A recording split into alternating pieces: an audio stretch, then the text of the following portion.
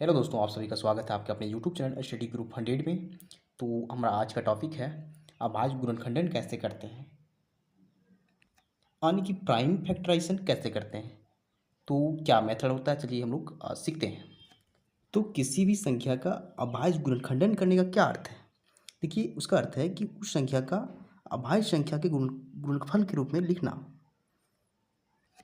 तो अगर हमारे पास क्वेश्चन हो कि अभाज्य गुणनखंडन करें संख्या 120 और 625 का, तो चलिए इस क्वेश्चन को सॉल्व करते हैं। सबसे पहले हम 120 का अभाज्य गुणनखंडन करेंगे। तो हम इसे किस मेथड से बनाएंगे। देखिए, इसमें क्या करना है कि हमें अभाज्य संख्या के गुणनफल के रूप में लिखना है। इसलिए हम क्या करेंगे, अभाज्य संख्या से ही हम भाग देंगे, ताकि जब भी हम उसे गुणनफल के रूप में लिखें तो यही संख्या है। तो इसे समझिए, हम कोशिश करेंगे कि सबसे छोटी संख्या अभाज्य संख्या से भाग लग जाए। अगर 2 से नहीं लगे तो फिर टेस्ट करेंगे, तो 3 से कोशिश करेंगे, 3 से अगर नहीं लगे तो 5 से टेस्ट करेंगे, तो 5 से लग जाना चाहिए। अगर 5 से नहीं लगे तो नेक्स्ट जो है 7, 11, 13, इसी प्रकार हम लोग एक एक पर टेस्ट करेंगे और सिर्फ अभाज्य संख्याओं से भागा देंगे। तो देखिए, 120 में 2 से भागा लग रहा है या नहीं, तो 120 में 2 से भागा लग रहा है, इसलिए हम लोग इसे 2 से भागा देंगे। तो हमें रिजल्ट जो मिलेगा सो 60 मिलेगा। अब फिर से कोशिश कीजिए, क्या टेस्ट करने पर 2 से भागा लग रहा है, तो जी बिल्कुल 2 से भागा लग रहा है, इसलिए हम 2 से फिर से भागा देंगे, तो रिजल्ट हमें 30 मिलेगा। फिर से 2 से टेस्ट करेंगे, तो देखिए 2 से भागा लग रहा है, अभी भी लग रहा है, इसलिए हम 2 से ही भागा देंगे और हमारा रिजल्ट 15 मिलेगा। अब देखिए, यहाँ 2 से भागा नहीं लग रहा है, तो हम अगली छोटी अभाज्य संख्या जो है तो 3 से भागा देंगे। तो हम यहाँ 3 से भागा देंगे तो हमारा रिजल्ट आएगा 5। अब देखिए, हमारे पास सबसे लास्ट में यानी कि शेषफल के रूप में 5 आ चुकी है, जो खुद एक अभाज्य संख्या है। तो हम इसे इस 120 को इन इन संख्याओं के गुणनफल के रूप में इसे लिख देंगे, यानी कि इस 120 को इस प्रकार से लिख देंगे, 2 गुना 2 गुना 2 गुना 3 गुना 5, 2 गुना 2 गुना 2 गुना 3 गुना 5।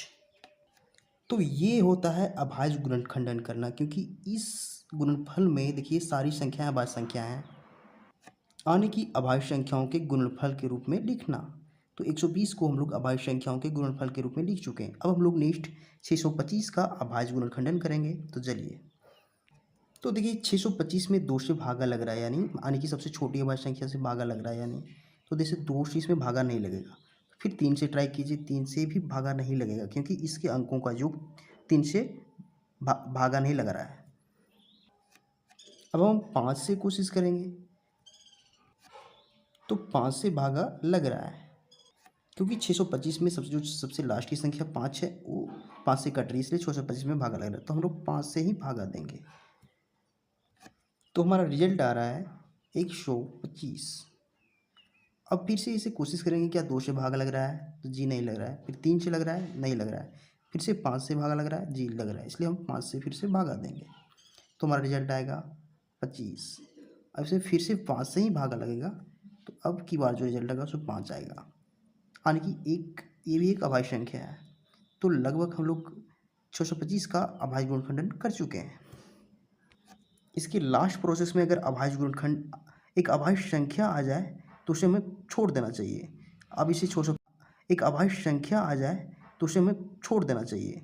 अब इसे 625 को, तो 625 को हम लोग क्या लिखेंगे, 5 गुना 5 गुना 5 गुना 5, यानी कि 5 गुना 5 गुना 5 गुना 5। देखिए, इसमें सारी संख्याएं अभाज्य संख्या हैं, यानी कि 625 को हम लोग अभाज्य संख्याओं के गुणनफल के रूप में लिख चुके हैं। तो यही होता है अभाज्य गुणनखंडन। तो हम लोग अभाज्य गुणनखंडन करना सीख चुके हैं। तो अगर आपको ये मेथड समझ में आता है तो वीडियो को लाइक कीजिए, कमेंट कीजिए एंड चैनल को सब्सक्राइब जरूर कीजिए, क्योंकि आपके सपोर्ट से ही हमें मोटिवेशन मिलता है और इस तरह का वीडियो हम बनाते रहेंगे। Thank you.